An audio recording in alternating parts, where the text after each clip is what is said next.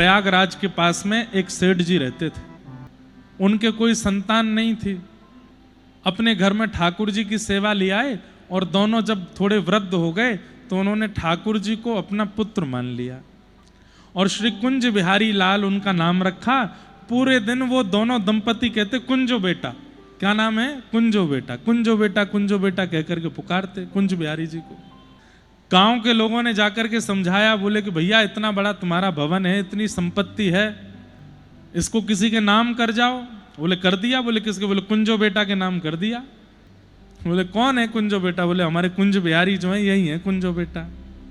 तो गांव के लोग हंसने लगे, बोले भैया ये कोई बात थोड़ी है, आप ठीक है आपकी भावना से आप ठाकुर जी को अपना पुत्र मानते हो, पर ये थोड़ी मतलब होता है कि सारी जो संतान के साथ गतिविधि होती है सब आप इनके साथ करो। तो बोले क्या बुराई है, हम तो कर सकते हैं।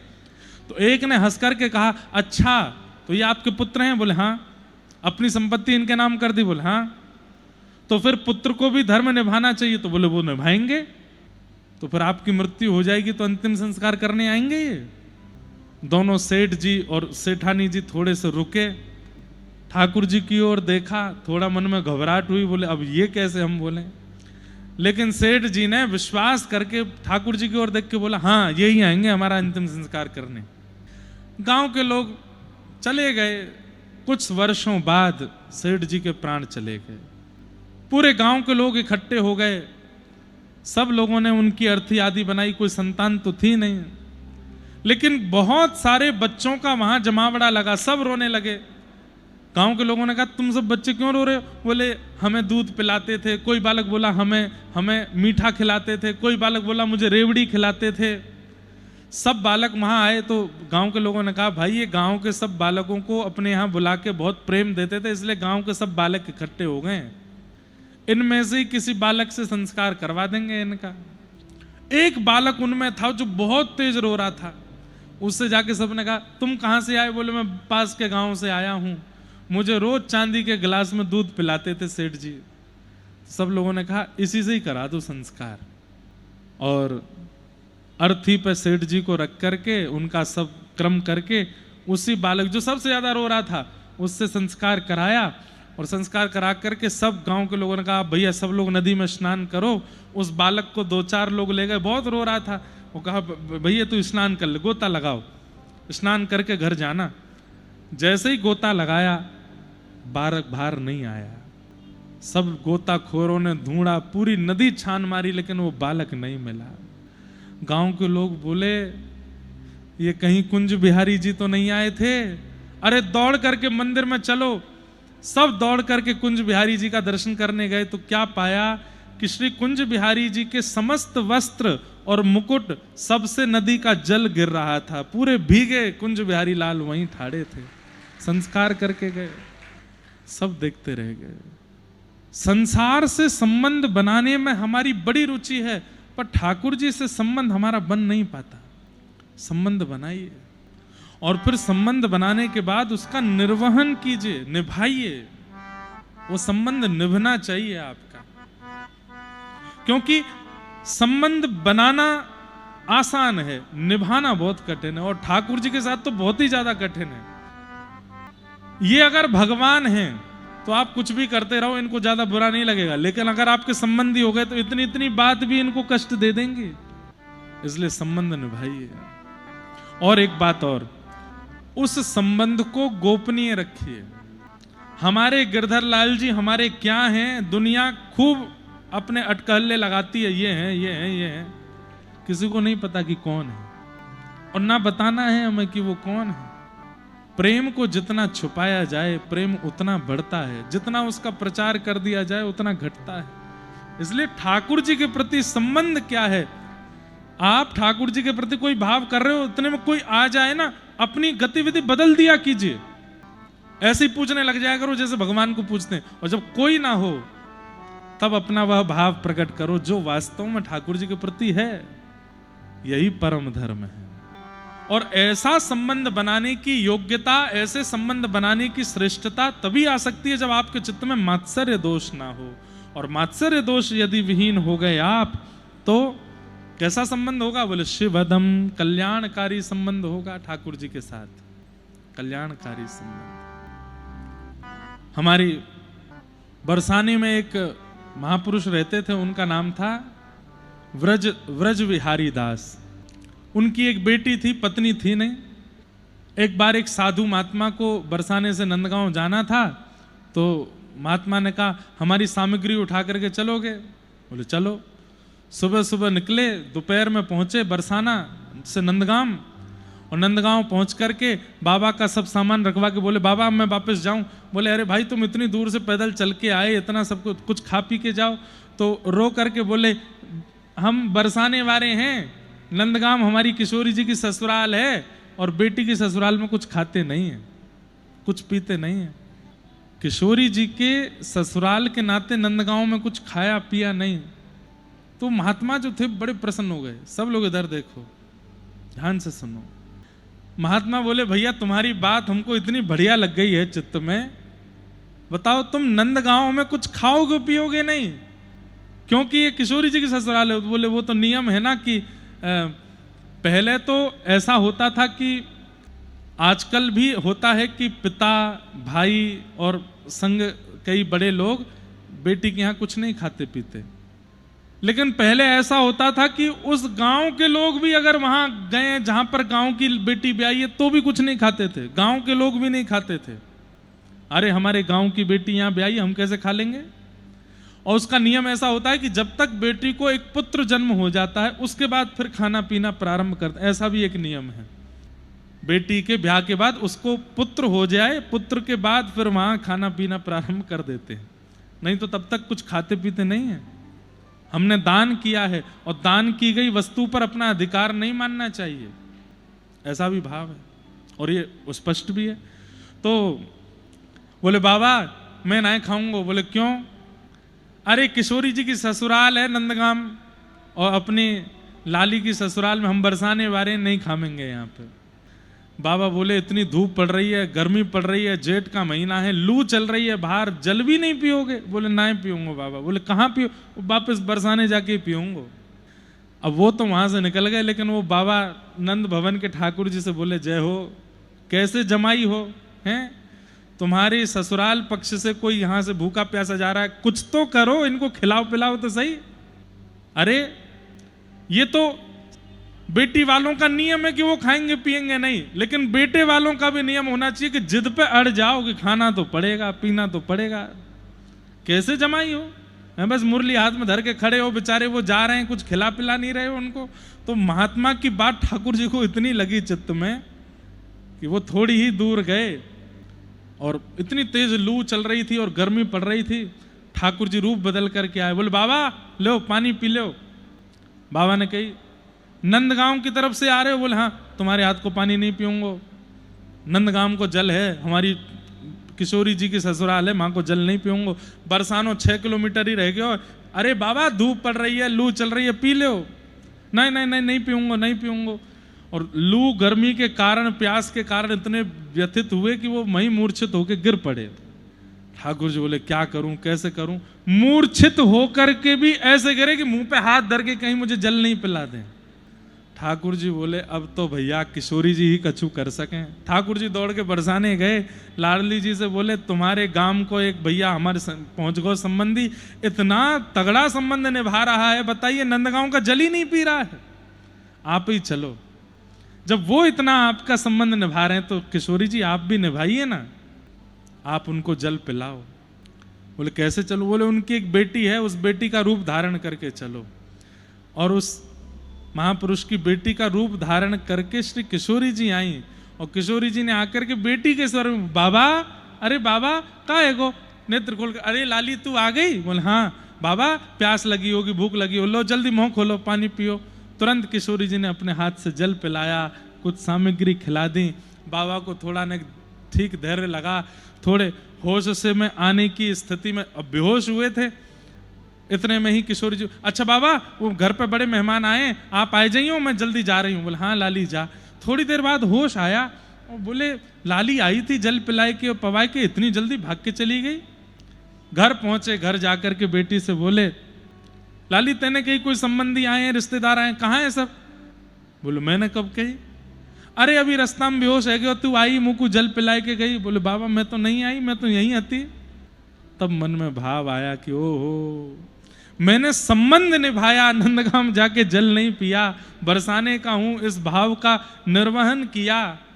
तो किशोरी जी ही लाली को रूप बनाए के आई और रास्ता में जल पिवाए के गई हैं, कछु पवाए के गई हैं, अपने संबंध को निभाए के गई हैं। ऐसे हमारी श्री लाडली। तो संबंध बनाइए पर उस संबंध को निभाइए जरूर।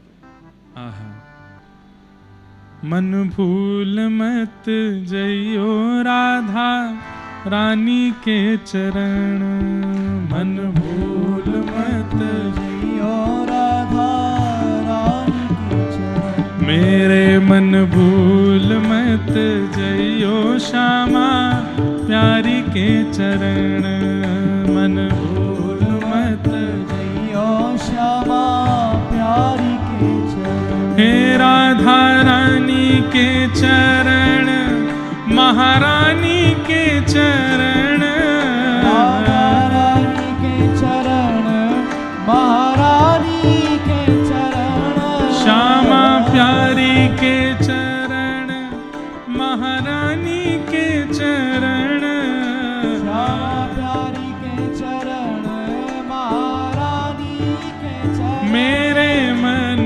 भूल मत जइयो राधा रानी के चरण, मन भूल मत जइयो राधा रानी के चरण। मेरे मन भूल मत जइयो राधा रानी के चरण, मन भूल मत जइयो राधा रानी के चरण। हे वृषभानु की किशोरी सुनी गैया हूते भोरी, वृषभानु की किशोरी सुन गैया हूते भोरी। वृषभानु की किशोरी सुनी गैया हूते भोरी, वृषभानु की किशोरी सुन गैया हूते भोरी। प्रीत जान के हूँ थोड़ी तो है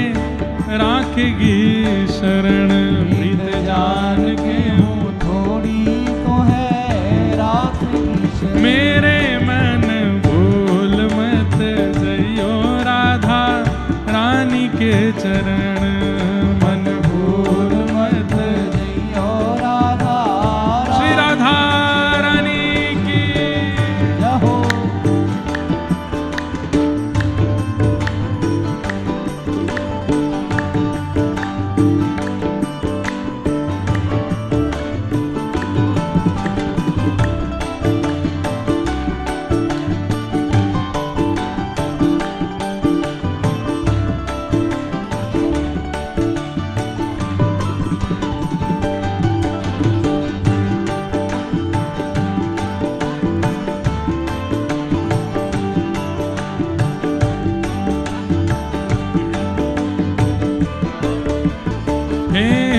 जाकू श्याम उर हेर, राधे राधे राधे टेर, जाकू श्याम उर हेर, राधे राधे राधे टेर। जाकू श्याम उर हेर, राधे राधे राधे टेर, जाकू श्याम और हेर, राधे राधे राधे टेर। ओ बांसुरी में बेर बेर करे नाम से रमण, बांसुरी में बेर बेर करे नाम से रमण। हमारे श्याम सुंदर एक बार मुरली बजाए रहे और ऐसी बंसी बजाई महाराज की सबरी गोपी, कोई की मटकी सिर से गिर गई, कोई को पल्लू ऊपर से उतर गया, कोई के नेत्रन से आंसू गिरन लगे, कोई के रोम रोम थर थर कांपन लगे, कोई मूर्छित है के गिर पड़ी।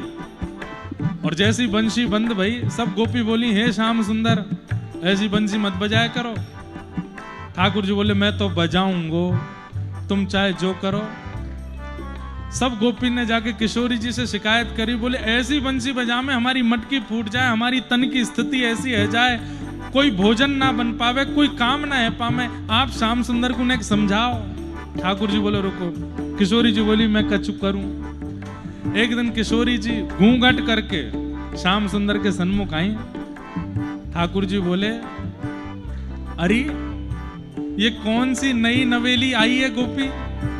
सबरी गोपी बोली, आई है बस। तो बोले, कहा करना पड़ेगो, या को मुंह तो दिखाओ। गोपियां बोली, आपकी वंशी में बड़ी सामर्थ्य है ना, हमारी मटकी गिर जाए, हमारे सिर पे पल्लू उठ जाए, हमारे रोम रोम नृत्य करन लगे, नेत्रन से आंसू गिरन लगे, मूर्छा अवस्था आ जाए, आपकी वंशी में यदि सामर्थ्य हो तो ऐसी तान बजाओ कि इनको घूंघट ऊपर रह जाए। ठाकुर जी बोले, देख लो। बोले, देख लियो, बजाओ। ठाकुर जी ने खूब उमड़ घुमड़ करके बंशी बजाई, लेकिन किशोरी जी यूं ही ठाड़ी रही। अंत में हार के ठाकुर जी बोले, भैया जे कोई मट्टी को मथोना है का? अरे मैंने ऐसी बंशी बजाई दी कि आकाश में देवता प्रकट है गए, ब्रह्मादि देवता नृत्य करन लगे, ये चारों तरफ चारों दिशा संपूर्ण ब्रह्मांड ने नृत्य करन लगो। ये कौन है जो मेरी वंशी थे नेको हिल भी नहीं रही है? गोपियां बोली, सुनो, अब हम घूंघट उठा रही हैं और इनको देखवे के बाद वंशी बजाइयो, फिर देखें कैसी तान निकले। जैसे ही घूंघट ऊपर कियो, बोले वृषभानु दुलारी की। आहा, ऐसी रूप झांकी, ऐसा मधुर मुख देख करके गोपियां बोली, अब बंशी बजाओ। जब देखी वृषभानुजा हिय विच उठी हूक, पर वंशी रह गई हाथ में, फिर न लागी फूंक। फूंक मारते रह गए ठाकुर जी, लेकिन वंशी बजी नहीं। ऐसी हमारी किशोरी जी हैं। तब से आज तक किशोरी जी घूंघट में ही बैठी हैं वृंदावन में। क्यों? अगर घूंघट उठा ली हो तो इनकी बंशी ना बजेगी। फिर ये जा वंशी से सब पर कृपा करें, सब पर अनुग्रह करें। ठाकुर जी ऐसे क्यों खड़े हैं? ऐसे ठाकुर जी कृपा करते हैं अपने दर्शनार्थियों पर वंशी की धुन से। और कहीं बगल में बैठी किशोरी जी ने घूंघट ऊपर कर लियो तो ठाकुर जी ऐसे की जगह यूं ही ठाड़े रह जाएंगे, उनको ही निहारते रहेंगे। इसलिए हमारे राधा वल्लभ, राधा रमण, राधा दामोदर, बिहारी जी सब जगह देखोगे किशोरी जी बगल में बैठी हैं, पर घूंघट में बैठी हैं। प्रत्यक्ष दर्शन नहीं है, ताकि श्याम सुंदर सब पे कृपा कर सकें। नहीं तो इनकी रूप माधुरी देख के वंशी नहीं बचती है तो कृपा क्या होगी किसी के ऊपर। ऐसी हमारी वृषभानु ने नंदनी है। हो जाकू श्याम उर हेर, राधे राधे राधे टेर, जाकू श्याम उर हेर, राधे राधे राधे टेर, जाकू श्याम उर हेर, राधे राधे राधे टेर, जाकू श्याम उर हेर, राधे राधे राधे टेर। बांसुरी में बेर बेर करे नाम से रमण, बांसुरी में बेर बेर करे नाम से रमण। मेरे मन भूल मत जइयो राधा रानी के चरण, मन भूल मत जइयो राधा रानी के चरण। एरे मन मत वारे छोड़ दुनिया के द्वारे, रे मन मत वारे छोड़ दुनिया के द्वारे, एरे मन मत वारे छोड़ दुनिया के द्वारे, मन मत वारे छोड़ दुनिया के द्वारे। राधा नाम के सहारे। आहा,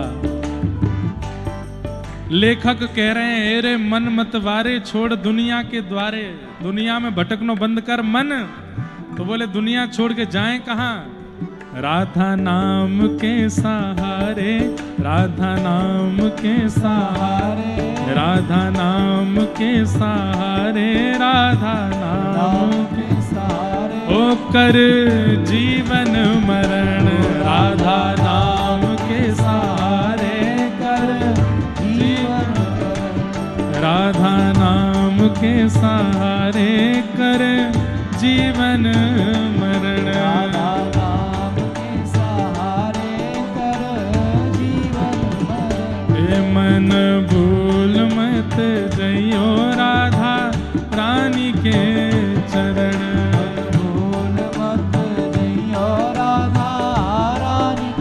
हे राधा रानी के चरण, महारानी के चरण, राधा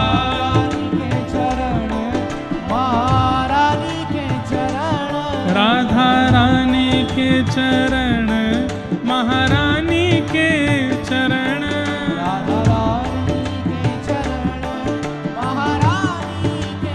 मेरे मन भूल मत जइयो राधा रानी के चरण,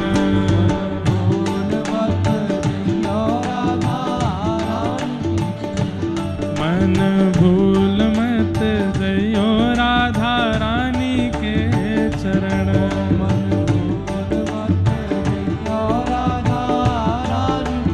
ओ जय राधे राधे,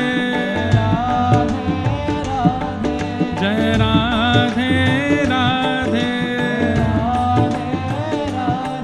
श्री राधे राधे, जय राधे राधे, जय राधे राधे, श्री राधे राधे, ओ तेरो संकट हरेंगी करेंगी भली वृषभानु की लली, संकट हरेंगी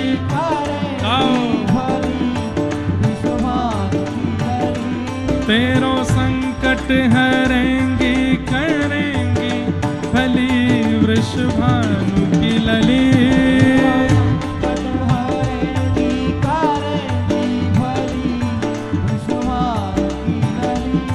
ओ बरसाने वारी तू मेरी सहाय, बरसाने वारी तू मेरी सहाय, बरसाने वारी तू मेरी सहाय,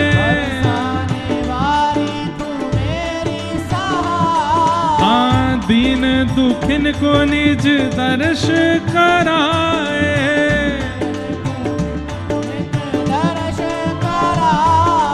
दीन दुखिन को निज दर्श कराए, यहाँ मोकु भी जानो तुम दीन दुखी वृषभानु की लली,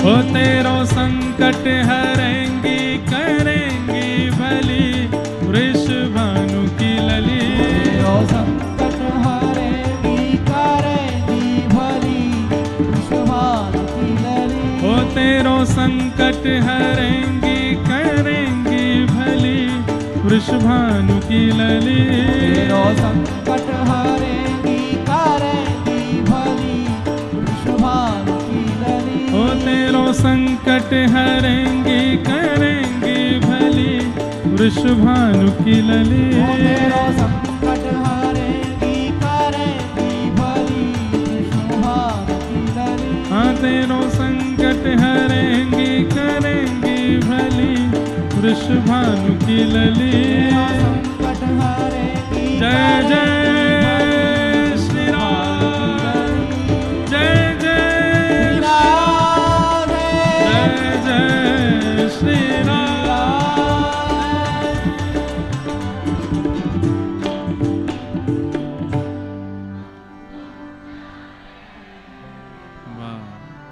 पीछे वाले श्रोतान की तो ऐसी भयंकर एनर्जी है, आगे वाले यूं ही बैठे रहे लेकिन बढ़िया है, बैठ जाओ रे बालकों।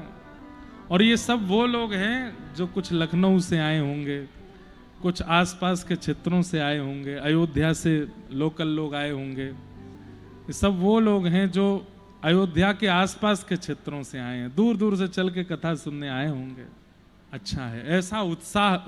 देखो भगवत मिलन में नियम बहुत जरूरी है, साधन बहुत जरूरी है, नाम जप बहुत जरूरी है, गुरु कृपा बहुत जरूरी है, पर इन सब में उत्साह बहुत जरूरी है। हमारा उत्साह संसार के विषय में बहुत जल्दी हो जाता है, संसारिक विषयों में उत्साह बहुत जल्दी, अभी बैंड बाजा बजा दो, किसी घर के बालक को दुल्हा बना दो, तो जिन पर नाचना नहीं आता वो भी नाचते हैं, उल्टे सीधे हाथ पैर लगाएंगे वो भी नाचते हैं। सबसे ज्यादा जो नाचने की वीडियो वायरल होती हैं वो शादी में उल्टा सीधा नाचने वालों की होती हैं। नाचना ही नहीं आता फिर भी नाच रहे हैं। लेकिन ठाकुर जी के कीर्तन भजन में यहां पर नृत्य करना आवश्यक नहीं है, पर करो तब जब बिल्कुल ऐसा हो जाए कि अब रुका नहीं जावे, तो बस नृत्य करो। भगवान स्वयं कहते हैं, वाग गदगदा द्रवते यस्य चित्तम रुदत्य भिक्षणम हसति क्वचिच्च विलज्ज उद्गायत नृत्यते च मद्भक्ति युक्तो भुवनम पुनातो। वाग गदगदा, बोले मेरे भक्त का लक्षण, पहला लक्षण क्या है? उसकी वाणी गदगद रहती है, नेत्र सजल रहते हैं। रुदत्य भिक्षणम हसति क्वचिच्च, कभी भी रोने लग जाए, कभी भी हंसने लग जाए। विलज्ज उद्गायत नृत्यते च, निर्लज्ज होकर के कि आगे वाले क्या सोचेंगे, बगल वाले क्या सोचेंगे, बस नृत्य करे और गाने लग जाए। विलज्ज उद्गायत नृत्यते च मद्भक्ति युक्तो, वो मेरा भक्त है। ये भगवान का परिचय तो बहुत जगह दिया गया। किसी ने कहा आपके भक्त का परिचय क्या है, तो भगवान बोले मैं खुद बता रहा हूं। तब भगवान ने ये श्लोक कहा, मद्भक्ति युक्तो भुवनम पुनातो, वो मेरा भक्त है। ऐसे हमारी किशोरी जी, तो संबंध के ऊपर चर्चा चल रही थी। ठाकुर जी से संबंध मानो, संबंध बनाओ, पर मनमुखा नहीं होना चाहिए और संबंध में चतुराई नहीं होनी चाहिए। सरलता हो, सहजता हो, फिर संबंध हो। निगम कल्प तरोर गलितम फलम सुख मुखादमृत द्रव संयुतम पिबत भागवतम रसमालयम मुहुरहो रसिका भुवि भावुकाः। श्रीमद् भागवत जी का तीसरा श्लोक। निगम कहते हैं वेद को, वेद रूपी कल्प वृक्ष है। कल्प वृक्ष किसको कहते हैं? जिसके नीचे बैठ के जो कल्पना की जाए वो मिल जाता है। बहुत ध्यान से सुनिएगा सब लोग। कल्प वृक्ष वो जिसके नीचे बैठ के जो मांगा जाए वो मिल जाता है। और ये कल्प वृक्ष स्वर्ग में है। स्वर्ग में अगर किसी व्यक्ति की इच्छा हो जाती है कि मुझे 56 भोग खाने हैं, तो रसोइया की जरूरत नहीं होती, 56 भोग अपने आप प्रकट हो जाते हैं, खा लो। 56 भोग खाते खाते इच्छा हो जाए कि परोसने वाले प्रकट हो जाएं, तो वो भी प्रकट हो जाएंगे। और मन में आ जाए इतना स्वादिष्ट है, मेरा पेट ही ना भरे, तो पेट भरेगा ही नहीं, खाते रहो। लेकिन खाते खाते कहीं मन में ये भाव आ गया कि मैं इतना खा रहा हूं, कहीं देवता मुझे मारेंगे तो नहीं, तो डंडा लेके देवता प्रकट होंगे, मारने लग जाएंगे। क्यों? कल्प वृक्ष है, जो कल्पना करोगे वो वहां पूरी हो जाती है। लेकिन श्रीमद् भागवत क्या है? वो दे निगम कल्प तरोर गलितम फलम। यहां आप आकर के बैठते हैं और फिर आपके लिए इच्छा ठाकुर जी प्रकट करते हैं कि इसको ये देना चाहिए, वो पीछे बैठा उसको वो मिलना चाहिए, ये बगल में बैठा है इसको ये मिलना चाहिए, ये कुर्सी पे बैठा है सो रहा है इसको ये मिलना चाहिए। यहां पर आपके लिए अनुकूल इच्छा ठाकुर जी प्रकट करते हैं। इसलिए निगम कल्प तरोर गलितम फल, ये कल्प वृक्ष तो है, कथा का पंडाल, कथा का स्थान, पर यहां आप कल्पना नहीं करते, ठाकुर जी आपके लिए कल्पना करते हैं। और ठाकुर जी जरूरी नहीं है वही कल्पना करें जो आप चाहते हैं, ठाकुर जी वो कल्पना करते हैं जो आपके लिए जरूरी है। दो प्रकार की बातें होती हैं, एक वो वस्तु जो हमें चाहिए, एक वो वस्तु जो हमारे लिए जरूरी है। हमें ठंडा पीने को चाहिए, इच्छा हो रही है ठंडा पीने की, लेकिन जरूरी हमारे लिए क्या है? दूध, दुग्ध, गैया का दूध। जरूरी वस्तु अलग होती है और चाहिए वस्तु अलग होती है। श्रीमद् भागवत का पंडाल एक ऐसा कल्प वृक्ष है, यहां पर आपको क्या चाहिए वो नहीं मिलेगा, जो आपके लिए जरूरी है वो मिलेगा। और जरूरतों में कई बार ठोकर भी होती है, जरूरतों में कई बार निराशा भी होती है, जरूरत में कई बार फेलियर भी होता है। एक बहुत बढ़िया मेरे मन में कभी कभी प्रसंग आता है। गोस्वामी तुलसीदास जी कभी विवाह नहीं करना चाहते थे, उनकी इच्छा नहीं थी कि मैं विवाह करूं। एक ब्राह्मण देवता आते थे कथा में, गोस्वामी जी जब कथा करते थे, और कथा के बाद वो ब्राह्मण देवता गोस्वामी जी को पकड़ लेते, वो बोलते मेरी बेटी बहुत योग्य है, आप उससे ब्याह कर लो। गोस्वामी जी हाथ जोड़ते बोले हमको ये प्रपंच में नहीं पढ़ना है, एक बार गोस्वामी जी ने देखा कि यार ये हर जगह आ जाते हैं, तो फिर गोस्वामी जी ने कह दिया, सुनो, अगर महादेव प्रकट होकर के कह देंगे तो तुम्हारी बेटी से हम ब्याह कर लेंगे। उस ब्राह्मण ने महादेव को मनाना प्रारंभ किया, जल चढ़ावे, महादेव की आराधना करे, बिल्वपत्र चढ़ावे, बोले आप गोस्वामी जी को आज्ञा कर दो। और एक दिन महादेव प्रकट हो गए और प्रकट होकर के गोस्वामी जी को आज्ञा कर दी, बोले तुम्हारी कथा में एक ब्राह्मण देवता आते हैं अपनी बेटी का संबंध लेके, बोले हाँ उनकी बेटी से ब्याह करो। तो गोस्वामी जी को मन में भाव था कि महादेव अगर आज्ञा कर रहे हैं तो मतलब है कि उन ब्राह्मण की बेटी मेरे जीवन में आएगी तो वह बेटी के आने से मेरी भक्ति और बढ़ेगी, महादेव की आज्ञा। लेकिन महादेव जानते हैं गोस्वामी जी को जब तक थोड़ी सी ठोकर नहीं लगेगी तब तक राम जी नहीं मिलेंगे, और वो ठोकर ब्याह के बाद ही लगवानी है। महादेव ने आज्ञा की थी, फिर तो जो व्यक्ति जीवन में आ रहा है वो अनुकूल होना चाहिए। गोस्वामी जी की पत्नी प्रतिकूल नहीं थी, लेकिन लीला सब जानते हैं। ब्याह करने के बाद क्योंकि महादेव की आज्ञा से हुआ था, तो गोस्वामी जी इतना प्रेम करते थे अपनी पत्नी से, कितने वर्षों तक तो मायके ही नहीं जाने, तुम यहीं रहो, हमको दिखती रहा करो, बस तुम्हारा तुम बस सन्मुख रहो, उसी से कल्याण। अब इसमें कोई ऐसा नहीं है कि उनके चित्त में कोई सांसारिक व्यवहार था, नहीं, महादेव की आज्ञा से ये मेरे जीवन में आई हैं, इसलिए बस उनके लिए वो प्रसाद है, वो नित्य देखना चाहते हैं। लेकिन एक दिन पत्नी परेशान हुई और रात्रि में घर चली गई, कैसे कैसे योजनाएं बना करके जैसे तैसे पहुंचे। कहते हैं शव को नाव बना लिया, सांप को रस्सी बना ली, कांटे कंकड़ कुछ का भान नहीं रहा, बस अपनी पत्नी को ढूंढते ढूंढते मायके उसके पहुंचे, अपनी ससुराल पहुंचे, जाकर के गेट खटखटाने लगे। पत्नी ने द्वार खोला और जब स्थिति देखी, कांटे लगे हैं अंग पर, एक शव के स्पर्श की दुर्गंध आ रही है और सब स्थिति, वर्षा हो रही है, कीचड़ लगी है, सब स्थिति देख करके बोले आपने इतना श्रम मेरे लिए किया, मेरे लिए सर्प को रस्सी बना के पहाड़ पे चढ़ गए, मेरे लिए शव को नाव बना के नदी पार कर गए, मेरे लिए कांटे कंकड़ आदि इन सबको सह लिया आपने। यदि इतना राम जी के लिए सह लिया होता तो राघव जी मिल गए होते आपको, इतना राघव जी के लिए सहा होता तो राम आपके हो जाते। बस इस वाक्य ने सोच में डाल दिया और गोस्वामी सोचने लगे वास्तविकता है, इतना तो मैंने राम जी के लिए कभी नहीं सहा। कभी राम जी के दर्शन के लिए जा रहा हूं और नदी में अगर बाढ़ है तो मैं यही सोच लेता था कि कोई बात नहीं, आज नहीं तो कल। उस समय मैंने शव को तो नहीं पकड़ा था कि नहीं अभी दर्शन करना है।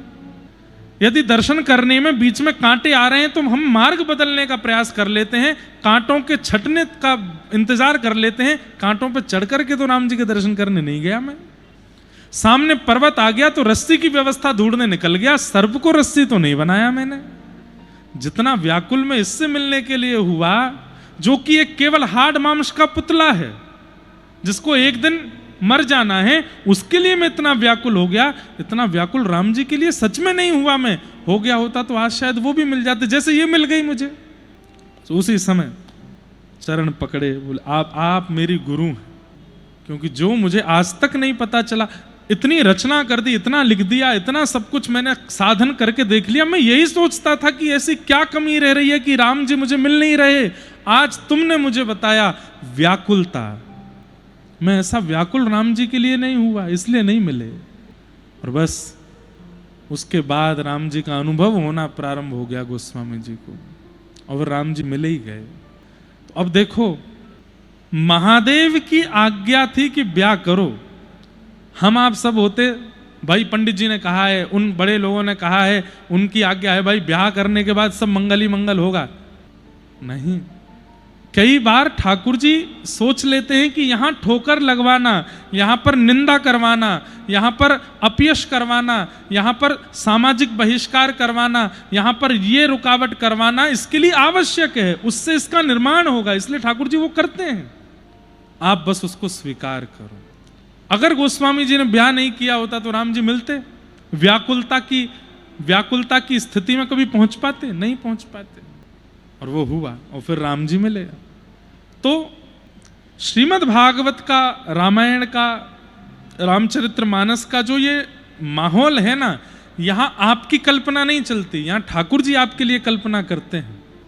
चलो अब इसको बाहर जाके गिरवाना है, नाक में चोट लगेगी, तब उससे ये होगा, उससे ये होगा, फिर इतने साल बाद जाकर के इसके मन में एक इच्छा प्रकट होगी, उससे ये मेरा भजन करेगा। आपकी भजन में वृद्धि जिससे होगी वो आपके साथ होगा। अगर हाँ करोड़ों की कमाई होने से आपके भजन में वृद्धि होगी तो करवा देंगे ठाकुर जी, लेकिन खाकपति होने से ही भजन में वृद्धि होगी तो ठाकुर जी फिर सब हरण कर ही लेंगे। आपका भजन बढ़े, उसके लिए जो आवश्यक होगा ठाकुर जी सब करेंगे। स्वयं को कठपुतली मान लीजिए, मैं अपना कर्म करूंगा, अपनी बुद्धि से निर्वहन करूंगा नाथ, लेकिन मेरे जीवन में कब क्या आवश्यक है वो सब आपके हाथ में है, वही दीजिएगा जिससे आप मेरे रहो, मुझसे दूर मत होइएगा। मैं खिलौना हूं, मुझसे खेल लीजिए, लेकिन याद रहिए सदा मैं ही आपका खिलौना रहूं, कोई और आपको प्रिय ना लग जाए, खिलौना बन जाओ। हम आपको एक बात बोलें, हम केवल बोल रहे हैं ऐसा नहीं, ये हम स्वयं के जीवन में घटाते हैं इस बात को। हमने जो व्यास मंच पे बैठे हैं इंद्रेश उपाध्याय, ये खिलौना है गिरधर लाल जी के, वो चाहते हैं हम वही करते हैं। उनकी इच्छा है अयोध्या में कथा करनी है तो जाएंगे, हर कथा की पर्ची डाली जाती है लाल जी के आगे, करें कि नहीं करें, कहते हैं हाँ तो जाएंगे। और कई बार ऐसा होता है ना तो आयोजक इतने अच्छे हैं, ना व्यवस्था इतनी अच्छी है, और हमें पहले ही पता चल गया कि वहां पर कुछ भी अनुकूल नहीं है। मन में तो आता है नहीं जाना नहीं जाना नहीं जाना, वहां कथा नहीं करेंगे, नहीं तो घाटा हो जाएगा, ये हो जाएगा। लाल जी से पूछते हैं लाल जी क्या करें, लाल जी कहते हैं जाओ। अब चाहे वहां पर रोटी नहीं मिले लेकिन जाएंगे, लाल जी की आज्ञा है। ऐसा कितनी बार कथाओं में होता है, कितनी कथाएं ऐसी होती हैं कि लाल जी की आज्ञा से करनी पड़ती है। लेकिन आप अनुभव करेंगे कि जब आप उनके आसरतु हो जाते हैं ना, कि बस आपने कह दिया अब मैं इस पर किंतु परंतु विचार नहीं करूंगा, बस वहां होने वाली कठिनाई को भी सह लीजिएगा, फिर आप उसके बाद अनुभव करेंगे कि ठाकुर जी कितना प्रेम बरसाते हैं।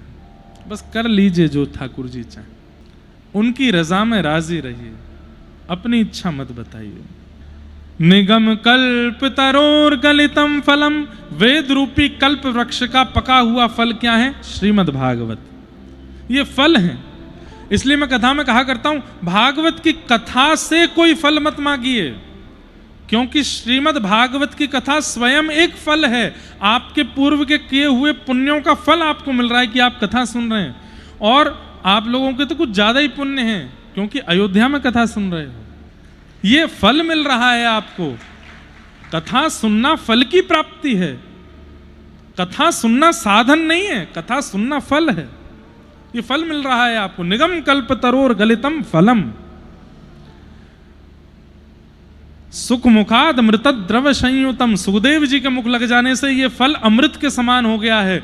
लेकिन एक बात अलग है इस फल की, बोले क्या? इस फल को खाया नहीं जाता, तो पिबत भागवतम रसमालयम, इस भागवत की रसमाला को पियो। खाना नहीं है, पीना है। इस भागवत की कथा को सुनना भी नहीं है, पीना है। पीने का मतलब क्या है? पी हुई वस्तु का असर तुरंत दिखने लगता है, सुनी हुई बात का असर तुरंत नहीं होता। लेकिन पी हुई वस्तु का असर तुरंत होता है। औषधि पी लो, तुरंत रोग ठीक होने लग जाता है। चाय पी लो, तुरंत आनंद आने लगता है। छाछ पी लो, तुरंत तरावट होने लगती है। पानी पी लो, तुरंत शीतलता आ जाती है। मदिरा पी लो, तुरंत झूमने लगता है।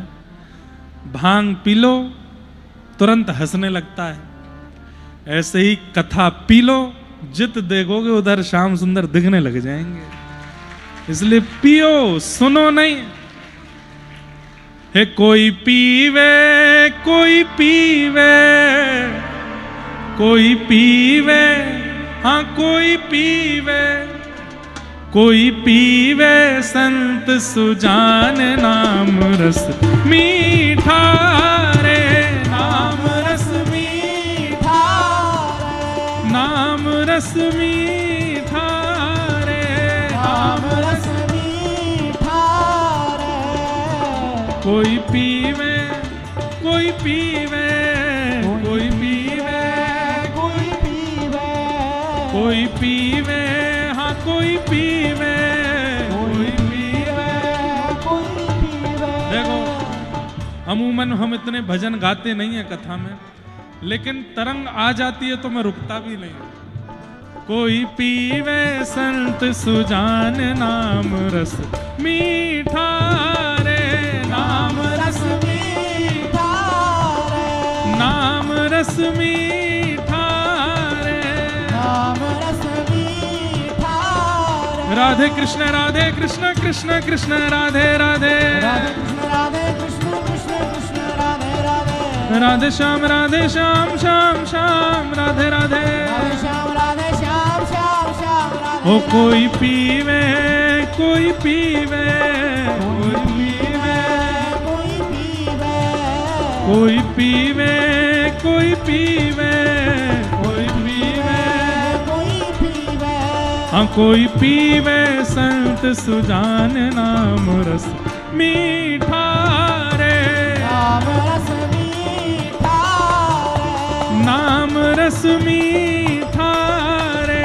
नाम रस मीठा रे। किसने पिया इस नाम रस को, किसने पिया इस कथा रस को, किसने पिया? सुनिएगा ध्यान से।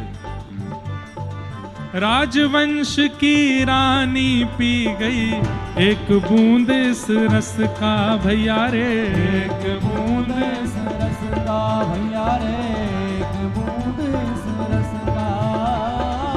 आधी रात महल तज चल दी, मना न मनवा बस का भैया रे, राधा मनवा बस का भैया रे, राधा मनवा बस का। कौन है ये राजवंश की रानी? कौन है तो सब छोड़ के चल दी? हे गिरधर की दीवानी मीरा, गिरधर की दीवानी मीरा, गिरधर की दीवानी मीरा, गिरधर की दीवानी मीरा। यहाँ ध्यान छूटा यश का भैया रे, ध्यान छूटा यश का भैया रे।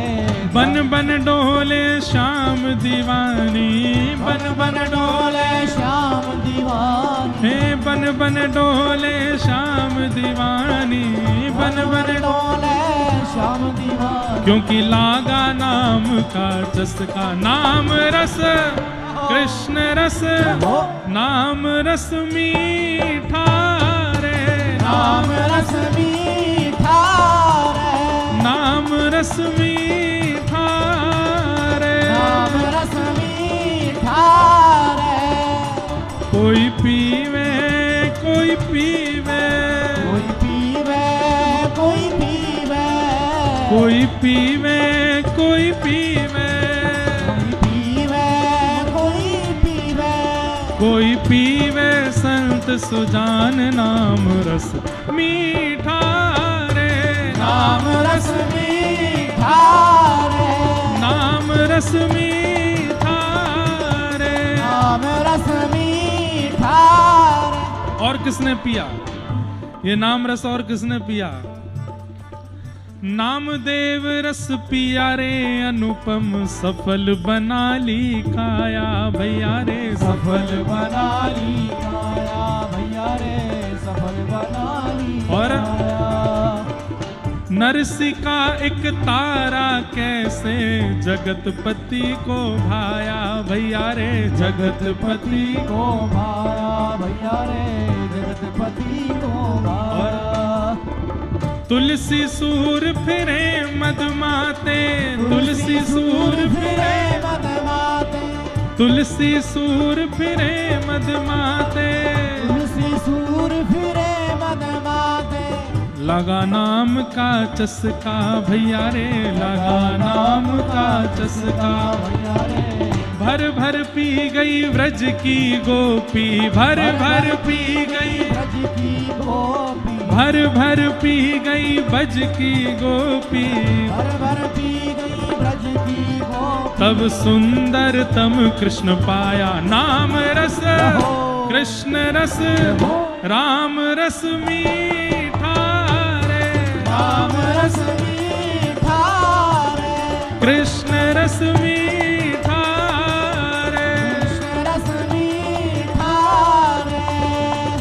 कोई पीवे कोई पीवे, कोई पीवे हाँ कोई पीवे, कोई पीवे हाँ कोई पीवे, पीवे हाँ कोई पीवे, कोई पीवे संत सुजान नाम रस मीठा रे, रस मीठा रे, हे कृष्ण रस मीठा रे।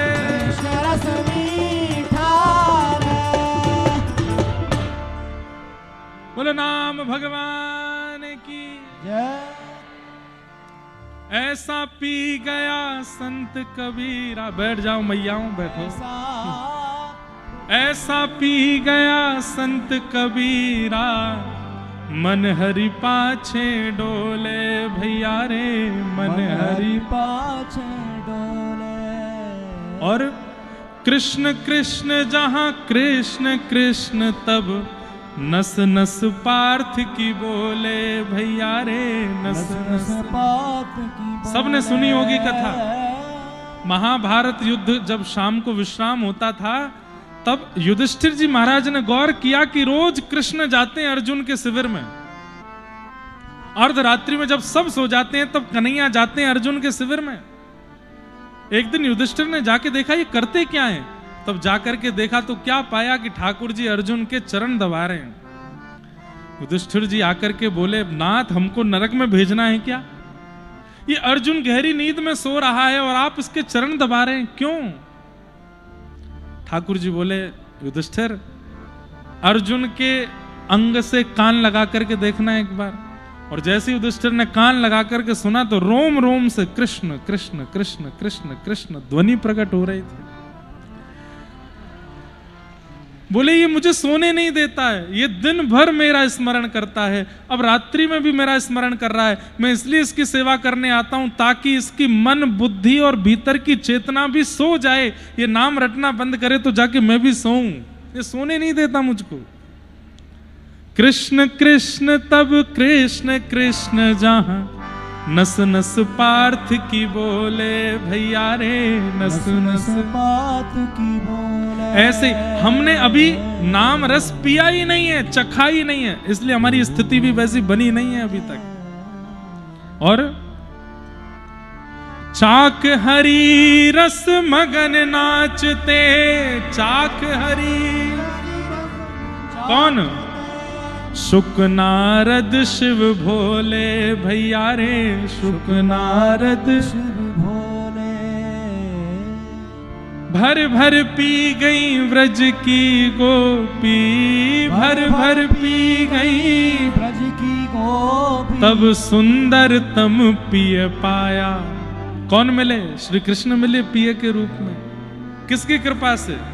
नाम रस मीठा रे, नाम रस मीठा रे। कोई पीवे हाँ कोई पीवे, कोई पीवे। अरे हमारे व्रजमंडल में एक नए नए डॉक्टर आए हैं, नए नए चिकित्सक आए हैं। उन पे एक ही औषधि है, परम पूजनीय श्री प्रेमानंद जी महाराज। केवल राधा नाम ही देते हैं सबको, और कोई औषधि नहीं बताते। महाराज जी हमारे घर में ये दिक्कत चलो, राधा राधा जपो। महाराज जी हमारा ये हो रहा, राधा राधा जपो, और सबके काम बन भी रहे हैं। क्यों? नाम रस मीठा रे, नाम रस मीठा। अच्छा वो नए चिकित्सक नए नहीं हैं तो बहुत पुराने। आप लोगों को अब पता चला, हैं तो बहुत पुराने। हमारे मलुक पीठ वाले महाराज जी वे कहते हैं श्री सीताराम जपो, उससे काम बनेगा।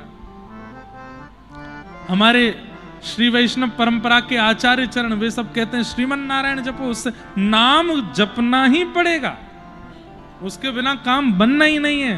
कितने भी साधन कर लीजिए, नाम को, नाम का आश्रय लेना ही पड़ेगा। हनुमान जी महाराज के सामने हनुमान चालीसा का पाठ करने से आपका काम बन जाएगा, पर हनुमान जी के सामने राम नाम बोलने से हनुमान जी आपसे प्रसन्न हो जाएंगे। काम बनाना एक बात है, प्रसन्न होना विशेष बात है। अधिकारी भी काम कर देते हैं आपके तो, लेकिन अधिकारी आपसे प्रसन्न हो जाए तो आपको बोलना नहीं पड़ेगा, फिर भी आपके काम बनते रहेंगे, वो प्रसन्न है आपसे। इसलिए राम नाम हनुमान जी को अति प्रिय है। राम नाम गाओ, राम नाम सुनाओ, कथा सुनाओ,